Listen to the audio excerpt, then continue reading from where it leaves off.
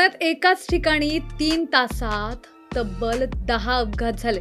होय, हे ऐकून तुम्हालाही धक्का बसला असेल, पण ही घटना मावळ तालुक्यातील देहू ते येवलेवाडी मार्गावरची आहे. या रस्त्यावर एका वळणावर तब्बल 10 दुचाकीस्वार घसरले.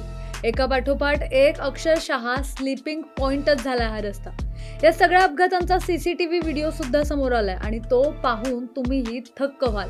या मार्गावर खड्ड्यांमुळे होणाऱ्या त्रासांबद्दल लोकांनी प्रशासनाकडे मागील काही दिवसांपासून तक्रार केली होती, मात्र त्यावर मलमपट्टी म्हणून फक्त मुरुम टाकण्यात आला.